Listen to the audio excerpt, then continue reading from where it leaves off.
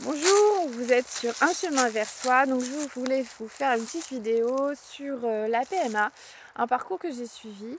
Et j'ai vraiment eu besoin d'accompagnement, ce que j'ai pas forcément eu et je m'en rends compte aujourd'hui. Donc je vous encourage, si vous avez à suivre ce parcours du combattant, à vous faire accompagner par quelqu'un, quel qu'il soit, un thérapeute, quel qu'il soit. Peu importe, dès que vous avez confiance, c'est important. Évidemment, la sophro va pouvoir vous aider pour certaines choses, l'accompagnement du deuil.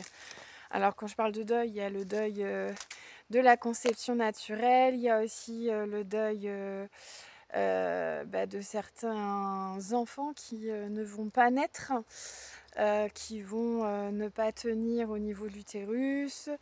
Et même si ce n'est qu'un stade embryonnaire ou un stade fœtal, c'est pareil en fait. Le deuil est présent. La venue de cet être est tellement souhaitée que c'est très difficile et les papas sont pas forcément non plus écoutés. Il n'existe pas beaucoup dans le parcours PMA, surtout quand ils sont hypofertiles et qui sont aussi un peu la raison de ce parcours PMA. C'est d'autant plus de culpabilité à porter sur leur dos. Donc n'hésitez pas à vous faire accompagner pour le deuil, pour tout ce qui est accompagnement sur la douleur, puisque ça va être assez douloureux. Il y a aussi des symptômes qui peuvent arriver. Moi j'ai eu des polypes qui sont apparus à cause des traitements. Donc il y a évidemment les injections, mais surtout les ponctions ovariennes qui sont extrêmement douloureuses. On met un mois et demi à s'en remettre physiquement au niveau de toute la partie utérine, le ventre, voilà, digestif. C'est très très compliqué. On a évidemment des sauts d'humeur, on est à fleur de peau, on est très très angoissé puisqu'on a peur de perdre le bébé.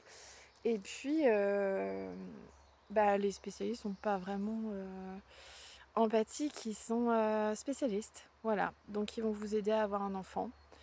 Ils vont y arriver ou pas. Et voilà, donc il n'y aura pas d'accompagnement particulier.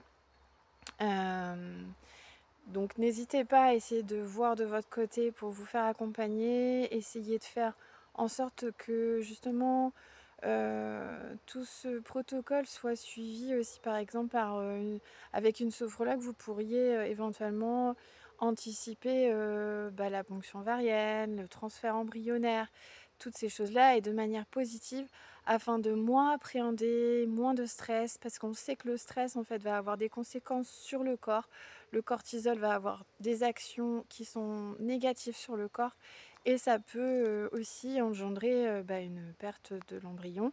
Donc essayez de vous faire accompagner pour que ce soit un moment qui soit le moins douloureux possible. La douleur évidemment, le deuil et puis les protocoles aussi par anticipation positive. Voilà. Merci beaucoup. N'hésitez pas à commenter ou à liker, à partager. Au revoir.